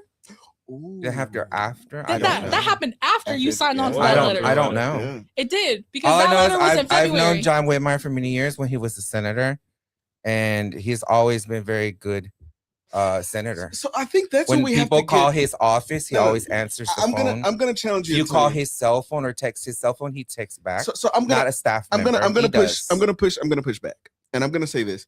I think we have to get away from just because the person invites you to the Christmas party, or just Mhm. because I personally have the person's cell phone number, that I'm going to be without any expectations for everybody else, right? I'm gonna be just pledge allegiance to this elected official. Well, unlike this generation, okay, I am a loyal person, and I'm loyal to the people who are loyal to me and to my But to what community and to my extent? To what people. extent you'd be loyal to someone even if they completely stab you in the back? Can I give you an None example? of them have ever stabbed me in the back. Can I give you an example of how you do that with maturity nuance? Sure, Senator- I love to Senator- learn from the younger generation. Senator Carol Alvarado. What about her? Senator Carol Alvarado, I have a deep respect and appreciation for all of the work that she has done around abortion access and reproductive justice for women in this state. I think that she has been instrumental to beating back some of the worst attacks that have been lobbed forward. And I am eternally grateful to her that she has been a champion for reproductive health care and for women's rights. But didn't I'm you just say grateful. she supported the mayor? I'm grateful to her for the work that she has done on that. I am disappointed and I am disheartened in the fact that she continues to stand by John Whitmire after everything he has done to hurt the We Latino know. community. And there you go, no loyalty. I don't need to be loyal to public officials. My taxes pays You their gotta be loyal salary. to it. They work for us. They work for Right. us. Our Yeah. votes. Right. Again, that's a generation thing. Your generation has no Like, you loyalty. can't have nuanced political conversation. That sounds like a you thing. That don't No, sound that like sounds a like me a you thing. You have no loyalty. I don't know. It kind of sounds like you're a sheep. I'm loyal to the people. I'm loyal to the Constitution. I'm not loyal to no damn elected official. That's good. Elected officials come and And go. we know That's something to say good. in our face. You have to sit and be like, Can "Ooh, she sit And right when there? you need can y'all something, switch? guess what? They're not Can going to be y'all there for switch? you because you're Oh, not y'all loyal. two, you and you. You're not And then loyal. that way When you you can- need something you can done in your do that. community, Does that they're work? not going to help you because you're not loyal. If You it'll go let- and talk shit about them behind their backs, and then you're going to turn around and And say, then, "Oh, I need a favor. Oh, And can then you do Quincy, this can for you my come in here people? and Can do you the do thing this you for do my where we can get 3 community? people in the Blah blah blah." in the You thing. know, If I it's- wasn't raised like your generation. I was raised with loyalty. You have to be loyal to people, If an elected official's willingness to not do just things, elected officials. People in general, your I'm friends, not your talking family. about people in general. I'm talking about elected officials. If an elected official's willingness to do good work is dependent on me being loyal to them, they need to lose their damn job. There you go. There you go. But well, they won't. But you Oh, have that's not true. you- Look at Sean Theory. Where's Yeah, she at now? right. There you go. And you have to look at, there has to be nuance, because if not, then you end up with, and I'm gonna I Well, we have to see point who to the this. people who are disloyal in this room. I have to point to this. I have to point to this. Right now, we have a race for Harris County judge, where we have former city council member Dr. Letitia Plummer, okay, who's going against Orlando Sanchez, Mhm. right? And I am worried. I'm worried that we will have some people who are, loyal to him for one reason or another, that are Democrats that are going to say, "Hey, first Latino Harris County judge," and hop over. I'm just going to say we've reached a fever pitch, okay, in bipartisan politics, where I genuinely do not understand people of, and I hate using that people of color term, but I'll say Black people and Latino people at all who are supporting anyone who's in line with Donald Trump. I do not get it. Mhm. If you have an R next to your name in 2026, it is, you are thereby co-signing everything that is happening right now, and it's not okay. It is not okay. And I mean, I'm genuinely worried, because it's usually a nail biter. Mhm. Mhm. It's usually a It nail is. biter, and I'm worried, will those couple of points slide over. I hope so. Listen, I voted for Anise Parker in the primary. I did. And I'll say this as someone who voted for Anise Parker, Letitia Plummer all the way. If I was gonna live here when I come November, I won't live here, so I won't be able to vote for her. I do have an ask. We got a fundraiser September 15th. If you'll share, I don't, I'm not that good with social media, but if you'll share the link or however you do. Listen, I'm serious. I'm with it. I'm with it for two reasons. Number one, we can't lose Harris County. Like we gotta keep on. We gotta keep a hold on Harris County. There's too many people who live here. Too many lives at stake of Democrats controlling the county commission. And number two, James Tallarico needs black candidates down ballot. Yep. And a third of the candidates down ballot here in Harris County are black candidates. Exactly. So I'm with it. I'll throw some money her way. I'll hold me to it. Y'all got the clip. And will you? Okay, because here's what I'm doing. She didn't ask me to do this either, but I'm a Letitia Plummer thing.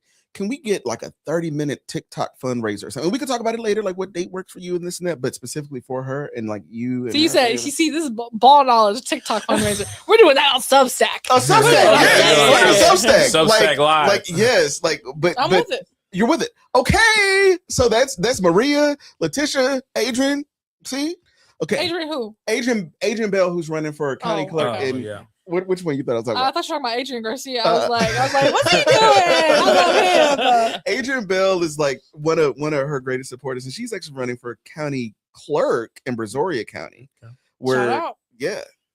So Carisha, you were over there just on edge. I've been sitting here like, let me in the game, coach. Yes.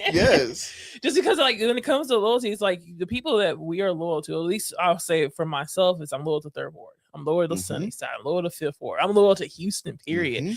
And when elected officials contradict that mission, I'm calling them the fuck out. Yes. And that's why I'm like so desperate, because I'm like, we can't play the game with loyalty with people. Like, yes, they give us nice gestures or things here and there, but at the end of the day, what are they collectively doing for the people of Houston? Are they progressing the people of Houston's lives for the better? Or are they leaving it in constant stagnation that we kind of had to deal with for the longest, especially at a period where it is very apparent that Republicans hate us and are trying to remove us from any degree of power in any form of government?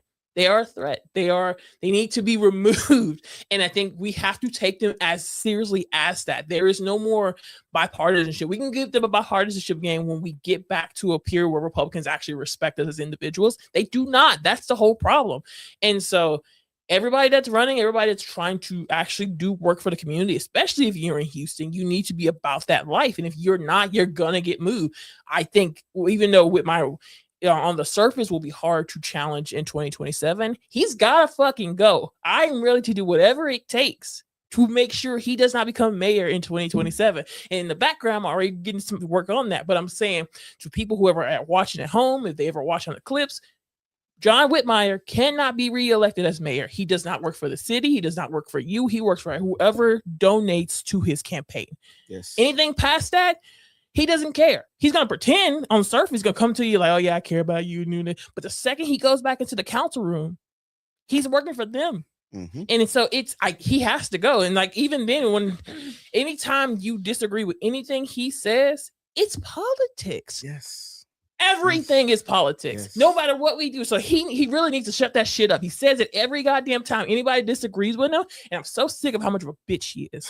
Ooh, like he gotta go. Talk about it. So John Patterson is in the room. John Patterson runs the East Harris County Democrats. He has a question for the panel. How do you hold an elected official accountable that you are loyal to when you disagree with the policy they support? So I'll put it this way. I give people the courtesy of the phone call, right? So I'll say, hey, either I don't understand this thing. Can you explain it to me? And I'll give them a little bit of time. But then it's like, no, this is what it is, right? I will come. You can invite me to your Christmas party. I will eat your cornbread dressing, and I will light your ass up next week if it's rightfully so, because they are public servants. And we can't get to this point because little do you know, you end up being just what you argue against. And if that is the case, then what are we doing? Stevie says, okay, ponytail. Okay, Stevie, listen, that's what I said when I walked in. I was like, okay, we got a ponytail. But no, absolutely. I think we are at a crossroads. I'm genuinely worried because if there are no standards, And if we just allow this to happen, remember when you saw something from the White House and it actually meant something? Mhm. Remember when the president said X, You pay attention. it affected stock prices. Because it meant something. And now we're in a world where how many times are you scrolling and you're like, is this the actual White House page? Like, did they actually do that thing? And then we have a situation. I'm sorry, Mayor Whitmire is proving that for those 50 years, the way that he stayed in office was by going The along to cocktail get dinners. along, the cocktail He's a dinners. good old lapdog. Yeah. He's and he's that. That is what it appears to be because that is what we're seeing. And if not, what is it? What's wrong with going along to get along? Well, at the expense I'm of the just people. asking. Here's what it ends up being. We are at the precipice of one of the most important civil rights and human rights moments in history. On Talk all about it. fronts. And I would argue whether it is what we have going on with HISD, what we have going on with ICE cooperating with HPD, what we have going on in the Black community, and ... It's all fucking happening at the exact same time. And the person who sits at the desk, right, of the largest city, one of the largest cities that has a strong mayor system, he doesn't have a city manager and a this and a that. He can do a lot of shit with a pen. And somebody who for 50 years had a D next to their name shouldn't take this much convincing to know the minimum thing to do. And we're not getting it. That's your answer. Makes sense. Thank you. And we've got to stop getting to this point to where we're loyal specifically to politicians. Because like we were saying, when it comes to politicians, they work for us. Yes. I mean, so whenever it comes to, I mean, like you said, we're going through one of the biggest trials and tribulations of the history of the country, the earth, everything. And if you can't do the bare minimum by at least saying, okay, we're going to have our own independent investigations. We're going to do what we can on the city side. I mean, Sean Tier's on an island by Sean himself Tier. right now. God Sean bless Tier's on an that island ass. by himself. I mean, we got to clap it up for Sean Tier. Yes. And an excellent example of what happens when you hold a Democratic politician accountable Mhm. because Sean Tier beat Kim Ogg in a primary. Mhm. And I don't know how she would conduct herself with all of this stuff happening with ICE. I don't know I her could well enough guess. to make an assumption. She was the last person we admonished before Whitmire. But So to that point, I will say, if we had not done work to hold a Democratic elected official accountable in electing Sean Tier in that primary, and I voted for him, one of my favorite votes I've ever cast in my life, where would we be right now? Because Sean Tier right now, he is riding for this issue. And I can tell you personally from work that I have seen him do behind the scenes that he is busting his ass, not just to try to get answers and get information for this family to bring them peace, but to tell that story in as many places as he can so people know the truth about what's going on. Absolutely. And I would argue, Antonio, it's really on people like you now because that's where the pressure comes in. Because since you have his cell phone number and since like everybody that was on that list, instead of saying add my name, you should have said, let me come and talk to you. Right? He should have heard that from people. Those are the very people, that inner circle. And I blame that inner circle for making him think that what he's doing is okay. because mind you, I know a precinct chair who was initially loyal to Whitmire, who has his direct number and who was known in the Senate. They turned away from him because they saw how he's been treating the city. So like it gets to a point you gotta just like enough's enough, bro. What's the name of that? She was the chair of the Fort Bend County Democrats. She endorsed John Cynthia Whitmire. Junior. Cynthia Junior. Cynthia Ginyard. And does Cynthia Ginyard have a job in John Whitmire's administration? Ooh, Because I sure do remember she was very loyal to him yes. during that mayor's race. And she talked about how much he was going to do for the people of Fort Bend County, how much he was going to do for black voters. Let me tell you, I ain't seen his ass in Fort Bend County. And I sure as hell don't see him engaging with black voters. Right. So talking about loyalty, talking about loyalty, when has John Whitmire been loyal to the people who have been loyal to him? Because I said this in a video I posted after this happened, and I stand by it. The reason why there were so many precinct chairs who did agree to not support him is because there were a good amount of those people who they don't agree with what's happening in the mayor's office and they don't agree with things that are happening in the city. There were a lot of them who didn't support him because they lost their seat at the table and they were mad about it. Also, mind you, we did some of the my team at the Progressive Caucus did the calls to try to get people to admonish Whitmire, and people were initially scared. And we started really laying those receipts of what he was doing to Houston, and they're like, "Wait a minute, yeah, he's really not." I mean, as a helping." precinct And they chair, I ain't immediately need no flipped. convincing. Yeah, No, but They no, said admonish Whitmire. I mean, I Oh, said, yeah, okay, day you sure one. put my name on it. Right. the Sure. punishment of Whitmire was no easy task. People were very nervous to even step up to go this far against him. It took convincing. It took a few extra calls. There's a guy named Blake McNeil. He was like one of our key guys in the Progressive Caucus who made those calls and really got down. I and got really a call agreed. from. Yeah, I got a call and- from Blake. I was like, hey, you didn't even have to call me. I was gonna. Yeah, but like we had That to was really have rough. those conversations. We had to have meetings with some of them because they were afraid of the pushback of what happens if they voted against Whitmire. But then we were like, look, this man isn't working for the city. He's not helping people, and he's screwing us over. And he's putting us in a worse state than we started with Yes. Turner. And he tried to blame Turner for every damn thing. And it's just Right. like you can't blame Turner Well, for everything. My problem is it wasn't even Turner, because like this goes back to the thing with Whitmire. Those dog whistles when he was running for mayor were so damn loud. Yes. Oh, yeah. With the talking about Sheila Jackson Lee getting attacked from different packs, calling her a welfare queen, something about that, calling her a welfare queen, talking about how she Yeah. wanted to defund the police when the state legislature had passed laws making it impossible logistically for cities to do that. Those dog whistles were loud because he wasn't saying, oh, this is about like, Sylvester Turner. He kept saying, do you want more of the same leadership we've had in Houston? Which You to know me, exactly what to you me, were talking about. that said, and that's why there were so many coalitions built with Latinos who specifically were anti-black. Because I remember talking to people about this during the mayor's race. There were two factions of Latinos in that mayor's race. And it's because what he was really saying is, do you want more black people leading this city? That's what he was saying. And it's shown in the way that he's led the city too. And Quincy, I have a DoorDash that is at the door. If you don't mind, and you're gonna need your ID. If you know, you know. I hope that's a bottle of vodka after today's it's not. after today's It's not. discussion Actually, or I'm gonna today's tell you- debate. I'm gonna tell you So what it is. notice how again you said the progressive people were calling against the mayor, telling chairs not to endorse him and to vote against him. Now look at the age range of those people. You, all Gen Z, all young people.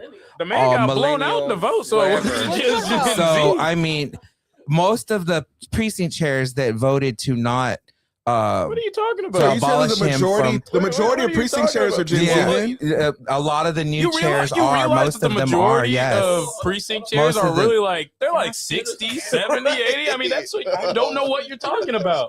You have no So idea mo- what you're talking about. The precinct chairs are predominantly like 70, 80 years old, which is why I say we need a lot younger and the representation in ones that precinct chairs, which are is in good. their 30s and 40s and stuff. I don't know if that's Gen Z, millennial, whatever y'all call yourselves nowadays. You realize he lost Um, a vote by like he almost lo- he- 100 those- votes. Those you just It chairs, wasn't even close. those chairs were Yeah. all younger generation and not particularly Oh, too did many the young older people- ones. Do you know the demographics And, of the precinct chairs?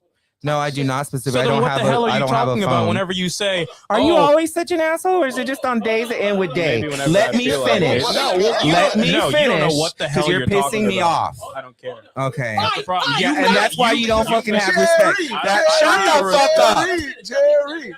Because Let me finish. all I'm saying is, we already, bitch. Oh, sorry. I don't know you like. You can't call- I can't let you call her no big listen, bitch. No, I listen. apologize. I want angles. Go ahead. No, I will not, because I'm already being recorded. I don't need you to go and Listen, put 'cause something you on finna go Facebook. No, ma'am. viral. You better hope she don't share none of this shit, because I'm gonna clip it really good. Oh, brother, I was You know gonna what? tell Please if I- do. if I- Maybe I'll Oh, you know what? I want to Yes. be. I want to Oh have a my lot of gosh. followers like you, so I Oh, can't you go think you ahead. can handle? Oh, You think you listen. can't handle working in Delana Jones' Oh, office, but you think you can there. handle being attacked by the Yeah. president? Try again. Uh, So, and I was never attacked by Jolanda Jones. Don't misquote I didn't me. say that. You just said I that. couldn't No, no. handle. I said you Rewind couldn't that handle tape. working You there. just can said handle I couldn't working handle there. being Hey, attacked. I bet you wish I was Okay. recorded now because then I could rewind the oh, tape. yeah, right? So I'm sitting. All right, I think he finished. So this is the thing what I gotta say because mind you, I have the spreadsheet. I literally have the spreadsheet. Pull it up. We should pull up the spreadsheet and see the Oh. demographics of all these precinct chairs And the that are allegedly all these Gen Z people that are mad at the world. Now I can't give like a statistical right off the bat, but like a good majority of these precinct chairs, mind you, the average age of the precinct chair is still in their mid 60s. Like it's not. Yeah, they're definitely older. So like, yeah, because mind you, the younger the progressive industry started joining after what happened with Sheila's Mhm. race. So they weren't enough to flip this. They were enough to get it started and have the conversation, but they weren't enough to flip. The older precinct chairs had to have joined the coalition with us because of like the younger precinct chairs that exist, maybe 60, 80 precinct chairs at best. And this is back when I was really diving into it at HCDP. And the older precinct chairs are like 30 plus they're the remainder. And a lot of them joined us after. But we had that kind of conversation with some of them. Some of them were very hesitant. Some of them were scared. Some of them even opted out the entire thing. Wow. Like straight up told me, I ain't getting involved in this. Good luck. I got a quick question. I got a quick Do you question remember what too. the final vote and, was? and it's what was the I- final vote? You have And, It and- was and like while you're one getting something. it, Yeah, had to- I know it was literally big on my enough when I saw it. I went, yeah, damn. I was like, wow, yeah, because you know what? Because can't you get appointed to a precinct that you don't technically live in if they'll have you, Carisha? Huh? You can Can you get appointed to another? You gotta live in the precinct. You gotta live in the precinct. You have to 'Cause live if in you, the Well, you can be a precinct captain. yeah. Oh, okay, it's But you captain. can't But there's vote. no You voting can't out. vote. Those Things chairs, like no that. voting Actually- power. Yeah. Okay, they have no. Because by the way, what I was picking up, and I'm listen, they're not the sponsor of the show, but if you do listen, so I'm on to THC seltzers now. Oh, they're great. Okay. And there's one that is called Don't drink it. Wonder Water. Okay. Other than Wonder Water, there's a place called the Mood Room. Carlos Mhm. Hernandez owns the Mood Room. He also owns Honeysuckle. If you get a chance, try the Honeysuckle THC seltzer. And what it is like an alcohol alternative. Okay. And it's 0 calories, Antonio. Right. I'm So for sorry, biggins I'm not like you and drinking I- no something's gonna make me high. No, it doesn't make you high. I'll security that might come up in my No, and it's legal. Wait, It by is the way. legal, right? So this is in a can that like a business made that is like, and it is like really good. But Antonio, to your point, we can't allow people like, and there's a lot of other ones that need to sit their asses down, No, right? you're right. You're right. Harold Dutton. It confuses me. Please, I'll agree with every single one. He's of like y'all the plague, progressives. bro. Been trying to get rid of him for Yeah, years, and he that's can't what go I'm saying. nowhere. Please. We got Somebody so trying to close get with that sorry Candace ass Houston. fucking anti-gay It was like right there. We went back. And then, yeah, The one It's thing like- I'll say about that man Dutton, that man's a machine. he is a machine. That man, I is got- a And you machine. have to respect that. I mean, I got a that tweet man- screenshot that- saved in my phone where he tweeted it was like, someone's if like, there's bad ladies news. and margaritas, I'm there. I have that screenshot Oh my saved God. But it's in also my like that phone. dude, like he looks Sleep good for his bag. age. He too. does. Like I He saw him, he does. shows up to the events in the flip flops and the Yes. side and the slides, and Yeah. he'll Yeah. show up. I'll pull it up. And then Yes. I remember this one thing. Someone was like, "Oh man, like Harold Dutton won again. That's bad news." And he went underneath. He was like, "Bad news for you." Right. And I look at it like this because I supported Danny Norris in that I love last Danny race. Norris. I do too. And I heard hopefully it. he runs again. But I told Danny, I was like, you're not running against Representative Dutton. You're running against Harold.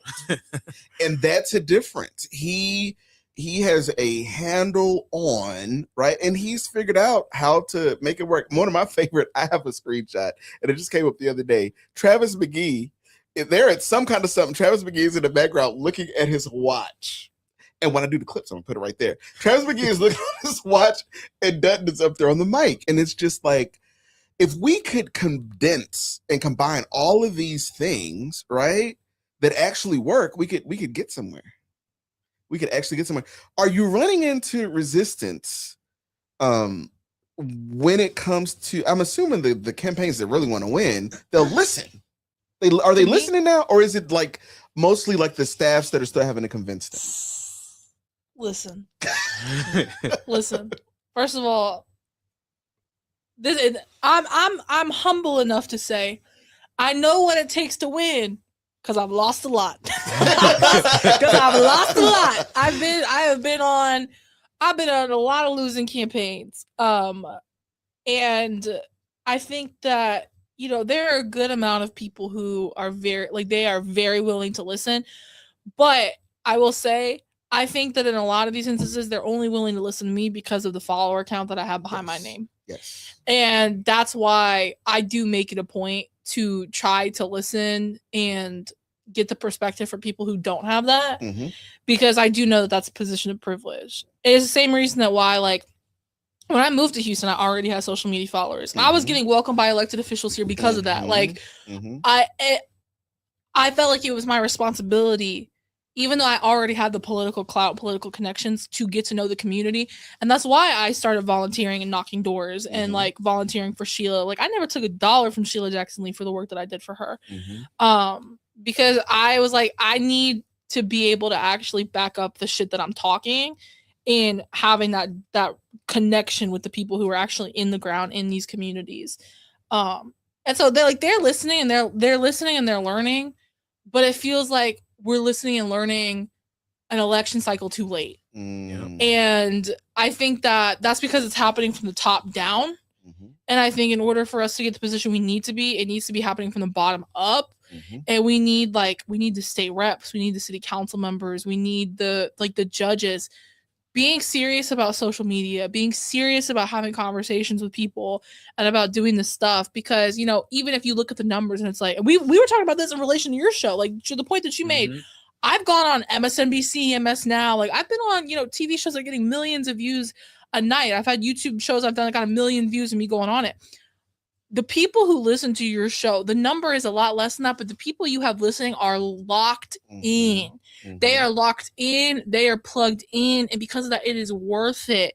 And I always tell like candidates and campaigns that are starting out, they're like, well, you know, I never post on social media. What if I only get 10 likes? And I'm like, if you went to like the Maryland area Democratic Club meeting and you had 10 people come up to you and tell you that you're a phenomenal candidate and they can't wait to knock doors for you, you would be thrilled. Yes. So just because you're only getting 10 likes or 5 likes on social media, that doesn't mean you're failing. It means you are just starting out.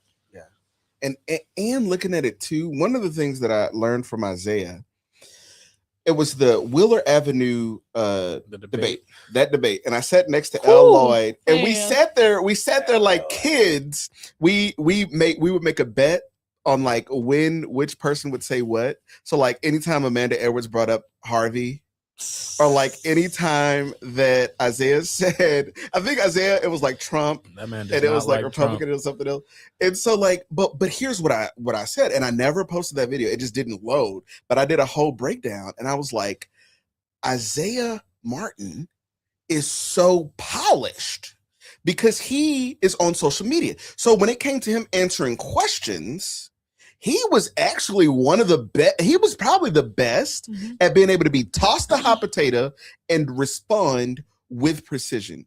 And what I'm realizing is, even sitting here listening to you, it's like, oh shit, it's not like, oh, you have a lot of followers, so people listen.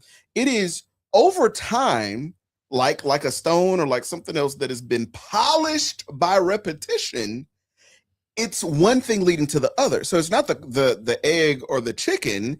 It's like the chicken or the egg. It's like, while building your following, you are so, and you too, so succinct, direct. You're quoting Barbara Jordan. Let me tell you something, Democrats. Like, this is what it looks like. This is what fires up the crowd.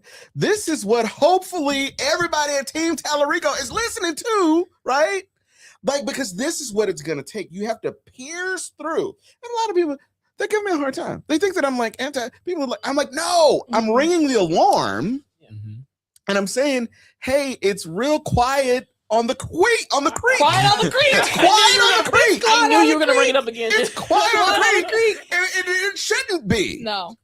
But you know why? But you know why though? Right? Like why I can sit here and quote Barbara Jordan and talk about all these things is because I took the time to go and actually be in the community. I have not the reason why I have a good relationship with Yolanda Jones is because Yolanda Jones knows I'm actually about it. I've knocked doors in 3rd Ward. I've knocked doors in 5th Ward.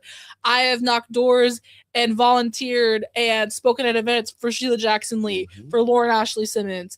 You know, I worked on Isaiah's campaign. Like, I had the followers. I did not have to do those things. You're right. I could have still made the money that I'm making as a digital consultant, not Made doing pretty good any money. of those things. I could have made Made pretty good money. I could have made money. pretty good money.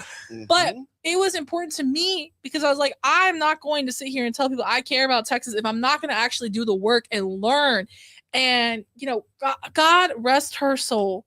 The reason why I can be so quick with it a lot of times is because, That's and Josh true, yeah. knows this, Sheila would say, you never write down a speech. Yep. You should be able to She would give a say, speech "Never off give the a speech dome. Off the And And dome. believe me, that woman made me practice because she would have campaign events. Mhm. Sheila's And she would 20 just hand you the mic. Sheila's 20 minutes late. Hand you the Olivia, mic. here you go. And I'm like, I'm Right. I gotta go. She'll be like, And no, so- she'll call you and she'll be like, I'm 5 minutes away. Yes. So Oh, I'm you would know five. what time I'm it is. 5 minutes away. Yeah. And then you're like, well, so we got like 10 minutes before, and they'll be like, oh, where is she? And you're just like, so did you guys hear about X, Y, Z? Do you But know it's how- like, Do you know how much of like a mind fuck it is? I'm like probably, oh my God, like freshly 20, maybe 21 at this point, volunteering for Sheila. Sheila is late. I get handed a microphone. Go speak, small white girl, go. in this room full of older black Yes, Democrats yes. who are here to see Sheila She's her, Jackson she Lee. her. Yes. You have to go out there and give a speech that's going to fire them up. And I did it every single time. Every Every time. single That's like one time. of those things. It's like a lot of people see people talk online and they're just Mhm. like, oh, well, you just one day decided to pick up a camera and talk. And it's like, although like your skill doesn't come from just like talking on a camera. And I mean, that's the case with people like Olivia, people like Isaiah. I mean, a lot of people don't know that Isaiah in college started an organization called University of Houston for the Well, the Students. students. Wow. Which is exactly how he ended up meeting Congresswoman, because Wow. Congresswoman came to one of his events, and Yeah. that's how that started. Yeah. And like with someone like me, my whole thing started because after Isaiah graduated, I took over for the students, which is how I ended up running for student body president as a freshman and winning and all kinds of things like that. But I mean, with that came years and years of work, whether that was knocking on doors, whether that was doing church organizing and lots of things and youth organizing for Beto. Did that? Yeah.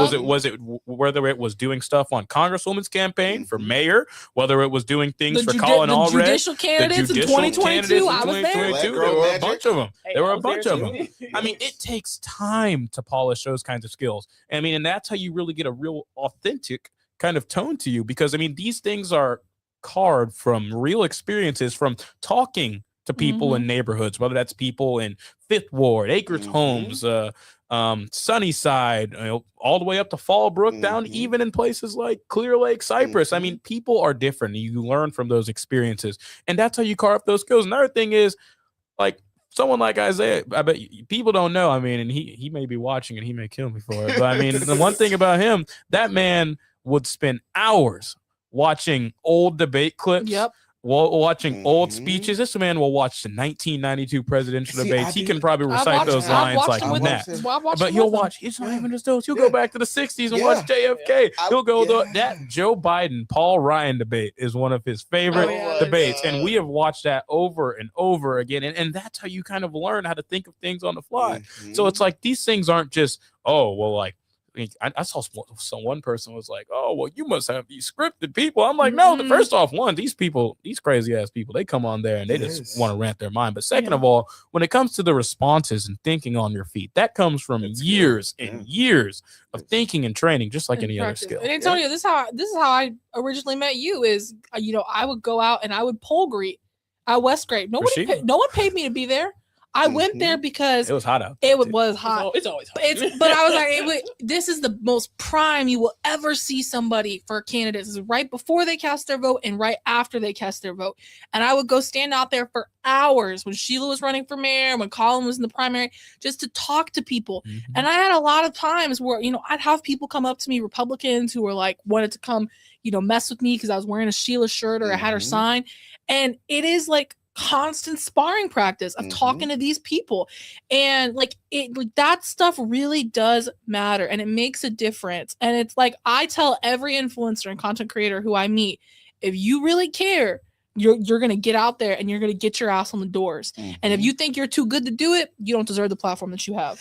And it's like, I don't think people understand how rich of an experience it is to be able to say, I met a lady on Scott Street who blah, blah, blah. Mm. Because these Mhm. stories really, you're peering into people's experiences and they're being vulnerable. It's an exchange, I have a lot of candidates that that have sat in this chair, and they'll usually sometimes they'll have their staff people that'll say like, "Hey, do you have any talking points or what's the script and what's the thing?"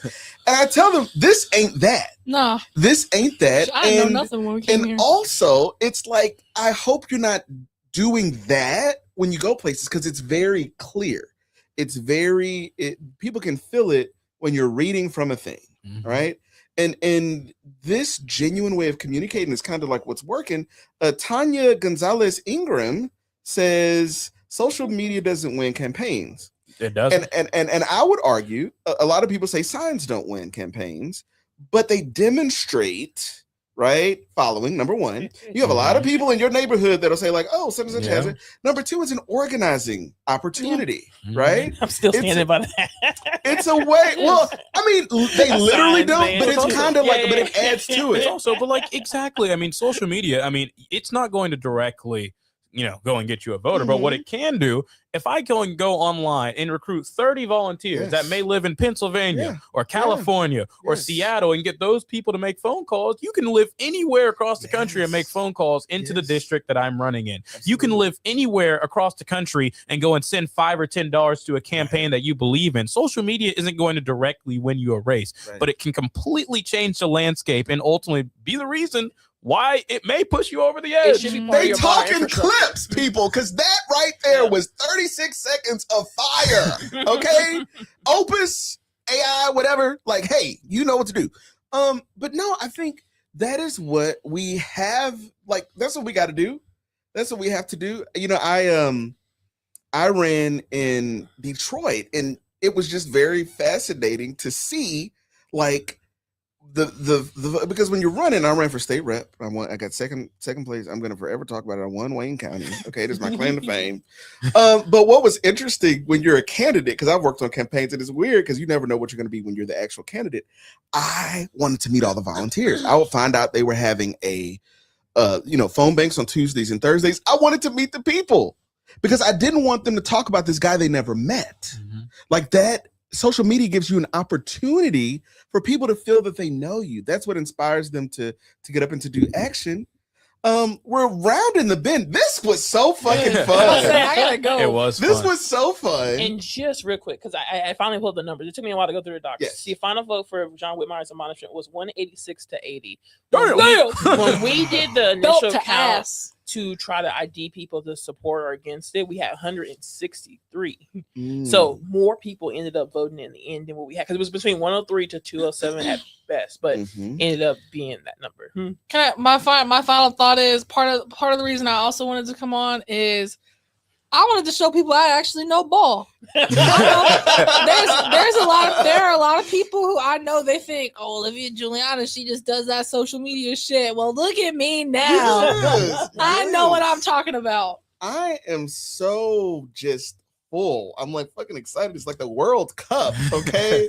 Because it's like fire. Like, keep doing this shit. I was already a fan. Now I'm like, oh my gosh. Like, yes, all the things. Same thing to you, Josh Trill. I say it all the time. Because that's your name now. Because that's your name on Instagram. That's what happens. That's the thing. But you and y'all are both doing amazing things. I also need to find out what your workout plan is, because both you and Isaiah did the thing where he was climbing up the thing my With God. West, with Okay. Westmore. with Westmore, and it was like, Oh okay, my gosh. yes, I'm gonna get on it. Antonio, Yes, Darrell. I knew you were gonna come down. I knew that you were gonna be just that. Hopefully that inspires some people. Hopefully people looked and they said, you know what? Like, you stand by what you believe. You are. I'm reaching for things. Good to say. I think. Hold on. Let me politician for you real quick. Please, 'cause I'm reaching it. I'm like, Antonio. Yes, my dear. I want to build coalition with you. there we go. And I respect that you are unwaveringly passionate and firm in the beliefs that you have. And I hope that one day we can find something we agree on that we can both be unwavering in our passion to make progress towards together. Aw, I want to give you and what I'll say a about it is, like, one thing I think with like the tent that we need to build specifically as Democrats between Black, and Latinos and all minorities is like building a coalition together, making a big tent where everyone's welcome, whether you may be to the center, more left, Mhm. or whatever. Everyone's welcome in this tent that we're trying to build, and I think that we need a lot more of that. Absolutely. Amen. Carisha? I do want to add this note to the fellow minority communities. No matter how close you try to get proximity to whiteness, they won't accept you. They'll use you and toss you away like a dirty rag. So please, I beg you, stop doing that. Mhm. Antonio. What? Final thought. Final thoughts. Put your mic a little closer. Oh. Yeah. Final thoughts. Tonight has been very educating, hearing from the young people and their point of views. Mhm. Considering I'm not very old, I'm only 46, although I am the oldest person in the room, other In the than building, I Darrell. think. No, I'm 39. Bitch, please, you almost 40. I'm 39. I'm not. You fixing to be 46. old, so shut up. I enjoyed everybody's point of view. Did they kind of convince you? Did hearing this kind of like make you rethink some things? Yes, it did. It And did. that's what it's all about. Another soul There save. you go. Would there be one? Open the doors of the church. that's Are you the word. looking That's the for a word. movement to join? And so I'll say this in closing because we're 3 minutes over, but we were kind of like 10 minutes. We didn't late. hear from the barber, We though. were, huh? We didn't hear from the barber. Brother, You're cool. You want to say something? Barber, you don't want to say There nothing? you go. listen, it's my best friend's birthday. She's at dinner waiting for me. Let's There wrap you this up. go. So I'll say this to those of y'all that are watching. Thank you for joining. You got to keep doing the work, whatever it looks like for you. It doesn't look like moving. You don't have to be Atlas with the world on your shoulders, but what you do have to do is what you were called to do. So whatever that is, please go and do it. Please like, share, and comment. I've been told to say that more on these things. Like, share, and comment. Put what you thought down below. And as we end this every week, in the words of the great Jerry Springer, take care of yourselves and each other. Good night. And vote blue no matter who. Are we off yet? There we go. Okay.